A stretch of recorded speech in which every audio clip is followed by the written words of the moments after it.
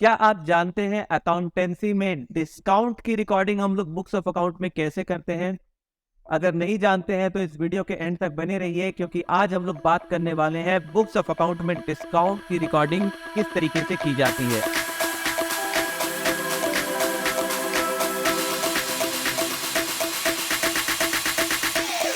Hello दोस्तों, मेरा नाम है सूरज कुमार गुप्ता और आप देख रहे हैं YouTube channel of knowledge campus. Let's start. मैंने अपने प्रीवियस वीडियो में आप लोगों को बताया था कि बिजनेस में जब डिस्काउंट दी जाती है अपने कस्टमर को, तो ये डिस्काउंट दो तरीके की होती है। एक को बोलते हैं ट्रेड डिस्काउंट, दूसरे को बोलते हैं कैश डिस्काउंट। अगर आपने हमारा वो वीडियो नहीं देखा है तो मैं उस वीडियो का लिंक आपको आई बटन में दे दूंगा, आप जरूर से जाकर उस वीडियो को देखें, जिससे आपको पता चल जाएगा ट्रेड डिस्काउंट और कैश डिस्काउंट में क्या डिफरेंस है। ट्रेड डिस्काउंट को हम लोग बुक्स ऑफ अकाउंट में रिकॉर्ड नहीं करते हैं, लेकिन कैश डिस्काउंट जो होती है इसकी रिकॉर्डिंग बुक्स ऑफ अकाउंट में की जाती है। अब ये जो कैश डिस्काउंट है जिसे हम लोग बुक्स ऑफ अकाउंट में रिकॉर्ड करते हैं, ये कैश डिस्काउंट भी दो तरीके के होते हैं।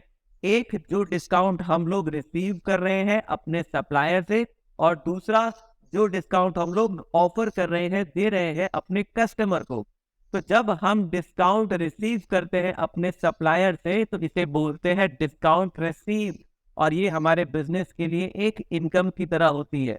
और जब हम लोग अपने कस्टमर को डिस्काउंट ऑफर करते हैं तो इसे हम लोग बोलते हैं डिस्काउंट अलाउड, और ये हमारे बिजनेस के लिए एक्सपेंस नेचर की होती है। मॉडर्न रूल के हिसाब से हमें ऑलरेडी पता है कि बिजनेस के किसी भी एक्सपेंस के इंक्रीज होने पर हम लोग उसे डेबिट में लिखते हैं, और इनकम के इंक्रीज होने पर हम लोग उसे क्रेडिट साइड में लिखते हैं। और बिल्कुल इसी मॉडर्न रूल की वजह से हम लोग डिस्काउंट अलाउड को हमेशा डेबिट के साइड में रिकॉर्ड करते हैं और डिस्काउंट रिसीव को हमेशा क्रेडिट के साइड में रिकॉर्ड करते हैं। अब मैं आपको एक और खास बात बता दूं कि कैश डिस्काउंट की जो एंट्री होती है ये हमेशा पेमेंट जब आप रिसीव करते हो या फिर आप कोई पेमेंट जब किसी अपने सप्लायर को करते हो तभी डिस्काउंट की भी एंट्री होती है। यानी कैश डिस्काउंट कब मिलता है या फिर कैश डिस्काउंट कब दिया जाता है, जब मॉनेटरी ट्रांजैक्शन हो रही है। तो इसलिए याद रखिए कि कैश डिस्काउंट की जो एंट्री होती है वो हमेशा कैश के साथ होती है। कैश का मतलब कैश या बैंक। तो अगर आप अपने डेटर से पैसे रिसीव कर रहे हो और रिसीव करने के टाइम पे आपने अपने डेटर को डिस्काउंट अलाउ किया है, तो इसका मतलब आपने जो पैसे रिसीव किए इसके लिए आप कैश अकाउंट को डेबिट में रिकॉर्ड करोगे, और आपने जो डिस्काउंट अलाउ किया है इसे आप डेबिट में रिकॉर्ड करोगे। तो दो डेबिट हो जाएगी, cash account debit, discount allowed account debit. और आपके डेटर का बैलेंस क्या हो गया? कम हो गया। तो एसेट आपकी कम हो गई, क्योंकि डेटर का नेचर एसेट का होता है। तो इसलिए आप अपने डेटर को क्रेडिट में रिकॉर्ड करोगे, यानी कि फाइनल एंट्री बनेगी cash account debit, discount allowed account debit to debtors account. बिल्कुल इसी तरीके से जब आप अपने बिजनेस में अपने क्रेडिटर को पेमेंट करते हो और पेमेंट करने के टाइम पे आप रिसीव करते हो अपने क्रेडिटर से डिस्काउंट, तो आपको क्या करना पड़ेगा? कैश में अगर आपने पेमेंट किया है तो आप क्रेडिट साइड में लिखोगे टू कैश अकाउंट, क्योंकि आपकी कैश की बैलेंस कम हो रही है। साथ ही साथ आप डिस्काउंट रिसीव कर रहे हो, इसका मतलब आपके बिजनेस की इनकम बढ़ रही है, तो इसके लिए भी आप लोग क्या करोगे? क्रेडिट साइड में लिखोगे टू डिस्काउंट रिसीव। तो दो क्रेडिट हो गए, to cash account, to discount received account. Debit में आप लिखोगे आपके क्रेडिटर का नाम, क्योंकि जब आप अपने क्रेडिटर को पेमेंट कर देते हो तो आपके बिजनेस की जो लायबिलिटी है वो डिक्रीज हो जाती है, क्योंकि आपने अपने ऑब्लिगेशन को पूरा कर दिया है। तो मॉडर्न रूल के हिसाब से हम लोग फाइनल एंट्री क्या बनाते हैं? Creditors account debit to cash account to discount received account. Logic ये है कि क्रेडिटर हम लोग डेबिट कर रहे हैं क्योंकि लायबिलिटी डिक्रीज हो रही है, कैश अकाउंट को क्रेडिट कर रहे हैं क्योंकि एसेट डिक्रीज हो रही है, और टू डिस्काउंट रिसीव हम लोग लिख रहे हैं क्योंकि बिजनेस की इनकम बढ़ रही है।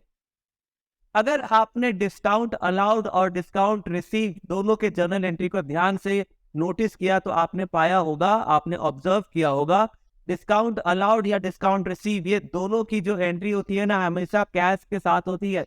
यानी जब हम लोग कैश अकाउंट या बैंक अकाउंट डेबिट में लिखते हैं तो डिस्काउंट को भी डेबिट में लिखते हैं। जब हम लोग कैश अकाउंट या बैंक अकाउंट को क्रेडिट में लिखते हैं तो डिस्काउंट को भी क्रेडिट में लिखते हैं।